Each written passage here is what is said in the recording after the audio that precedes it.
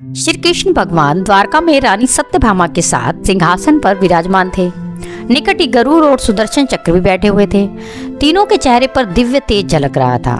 बातों ही बातों में रानी सत्यभामा ने श्री कृष्ण से पूछ लिया कि हे प्रभु, आपने त्रेता युग में राम के रूप में अवतार लिया था। सीता आपकी पत्नी थी, क्या वे मुझसे भी ज्यादा सुंदर थी? द्वारकाधीश समझ गए कि सत्यभामा को अपने रूप का अभिमान हो गया है। तभी गरुड़ ने कहा कि भगवान, क्या दुनिया में मुझसे भी ज्यादा तेज गति से कोई उड़ सकता है? इधर सुदर्शन चक्र से भी रहा नहीं गया। मैंने बड़े बड़े युद्धों में आपको विजय दिलवाई है, क्या संसार में मुझसे भी शक्तिशाली कोई है?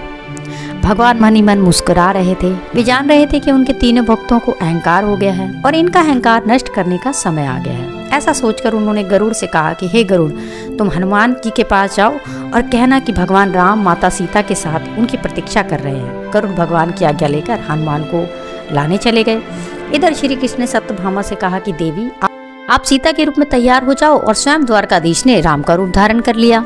मधुसूदन ने सुदर्शन चक्र को आज्ञा देते हुए कहा कि तुम महल के प्रवेश द्वार पर पहरा दो और ध्यान रहे कि मेरी आज्ञा के बिना कोई महल में प्रवेश न कर सके। भगवान की आज्ञा पाकर चक्र महल के प्रवेश द्वार पर तैनात हो। गरुड़ ने हनुमान के पास पहुंचकर कहा कि हे वानर श्रेष्ठ, भगवान राम माता सीता के साथ द्वारका में आपसे मिलने के लिए प्रतीक्षा कर रहे हैं। आप मेरे साथ चले, मैं आपको अपनी पीठ पर बैठाकर शीघ्र ही वाले जाऊं। हनुमान ने विनय पूर्वक गरुड़ से कहा, आप चलिए, मैं आता हूँ। गरुड़ ने सोचा, पता नहीं है बूढ़ा वानर कब पहुँचेगा, खैर मैं भगवान के पास चलता हूँ। यह सोचकर गरुड़ शीघ्रता से द्वारका की ओर उड़े। पर यह क्या, महल में पहुंचकर गरुड़ देखते हैं कि हनुमान तो उनसे पहले ही महल में प्रभु के सामने बैठे हैं। गरुड़ का सिर लज्जा से झुक गया। तभी श्री राम ने हनुमान से कहा कि पवन पुत्र, तुम बिना आज्ञा के महल में कैसे प्रवेश कर गए? क्या तुम्हें किसी प्रवेश द्वार पर रोका नहीं? हनुमान ने हाथ जोड़ते हुए सिर झुकाकर अपने मुंह से सुदर्शन चक्र को निकालकर प्रभु के सामने रख दिया। हनुमान ने कहा, हे प्रभु, आपसे मिलने से मुझे इस चक्र ने रोका था, इसलिए इसे मुंह में रखकर मैं आपसे मिलने आ गया, मुझे क्षमा करें। भगवान मन ही मन मुस्कुराने लगे। हनुमान ने हाथ जोड़ते हुए श्री राम से प्रश्न किया, हे प्रभु, आज आपने माता सीता के स्थान पर किस दासी को इतना सम्मान दे दिया कि आपके साथ सिंहासन पर विराजमान है?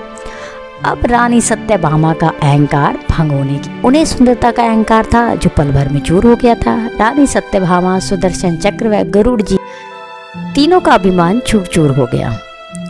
वे भगवान की लीला समझ रहे थे। तीनों की आंखों से आंसू बहने लगे और वे भगवान के चरणों में झुक गए। कहानी से सीख मिलती है कि जीवन में कभी भी अहंकार नहीं करना चाहिए। जरूरी नहीं कि आज जो आपके पास है वह कल भी होगा।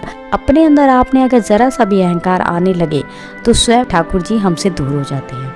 ठाकुर जी को निस्वार्थ भक्तों की ही जरूरत है, अहंकारी की नहीं।